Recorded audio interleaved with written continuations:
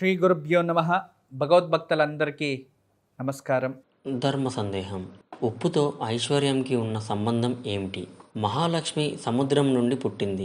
సముద్రంలో ఉప్పు ఉంటుంది. ఉప్పు అంటే రాళ్ళ ఉప్పు లేదా కళ్ళ ఉప్పు, కల్లు ఉప్పు అని అంటారు. ఉప్పుని తొక్కకూడదు, మహాలక్ష్మి అని అంటారు. ఉప్పుని చేతితో తీసుకుని ఎదుటి వారి చేతికి ఇవ్వకూడదు. చాలా మంది డబ్బు సంపాదిస్తాము కానీ నిలవడం లేదు అని అంటారు. అటువంటి వారు జీతాలు రాగానే మొత్తం డబ్బుని ఒక కాగితంలో చుట్టి ఉప్పు డబ్బాలో ఒక రాత్రి అంతా ఉంచి మరుసటి రోజు ఉదయాన్నే తీసి ఖర్చు పెట్టుకోవాలి. రాత్రిపూట ఉప్పు అనకూడదు అని అంటారు. రాత్రిపూట లవణం అని అనాలి. ఉప్పును శనీశ్వరుడికి నూనెతో పాటుగా వేస్తారు. అది వేరే విషయం. శుక్రవారం రోజు పొద్దున్నే గాజు గ్లాసులో ఉప్పు కొద్దిగా వేసి ఏదో అనుకూలంగా ఉన్న మూలన పెడితే ఆర్థిక కష్టాలు తీరుతాయి.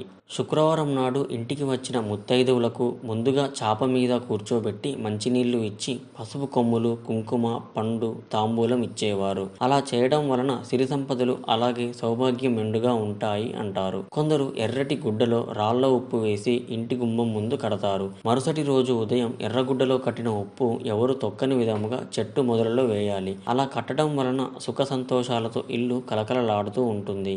ఏదేమైనా ఉప్పు అరువు ఇవ్వడం, అరువు తెచ్చుకోవడం సరికాదు. ఉప్పు అనగానే ప్యాకెట్ తీస్తారు చాలా మంది. అది కాదు. రాళ్ళ ఉప్పు అనేది ప్రాముఖ్యత కలిగి ఉంటుంది. సర్వే జన సుఖినో భవంతు. అందరికీ నమస్కారం. ఈరోజు మీకు అందరికీ కూడా శ్రీవాస్తు యంత్రం గురించి పరిచయం చేయడానికి వచ్చాను. శ్రీవాస్తు యంత్రం మీరు చూస్తున్నారు. శ్రీవాస్తు యంత్రం. ఈ శ్రీవాస్తు యంత్రం ఈ విధానంగా 9 ఇంచెస్, ఇలా 9 ఇంచెస్, ఇలా 9 ఇంచెస్ ఉంటుంది. తదుపరి బ్యాక్ సైడు ఇలాంటి 9 చక్రాలు ఉంటాయి. ఫ్రంట్ ఈ ఒక గ్లోబ్స్లా ఒక 9 డాట్స్ ఉన్నాయి చూడండి, ఇలా 9. ఇది శ్రీవాస్తు యంత్రం అనేది ఒక కాస్మిక్ ఎనర్జీని అట్రాక్ట్ చేసుకుంటుంది. నెగిటివ్ ఎనర్జీని ఇంట్లో నుంచి బయటికి తరిమేస్తుంది. మీకు అందరికీ దానికి పరిష్కార మార్గంగా నేను ఇవి సూచిస్తున్నా.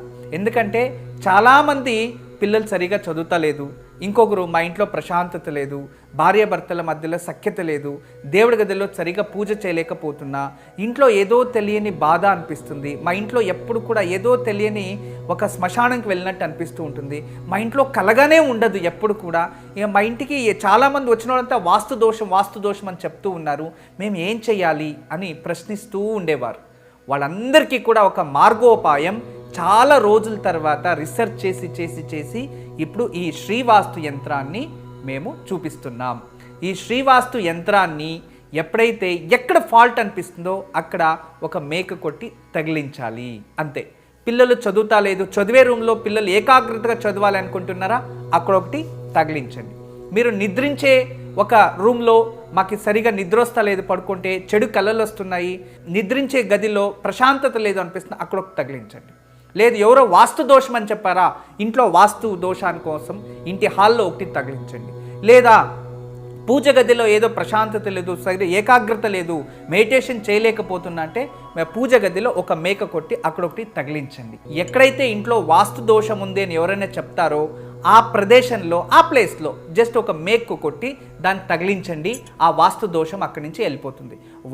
చాలా అద్భుతము, చాలా విశేషమైన శ్రీవాస్తు యంత్రం మీ వరకు తయారు చేయించాము.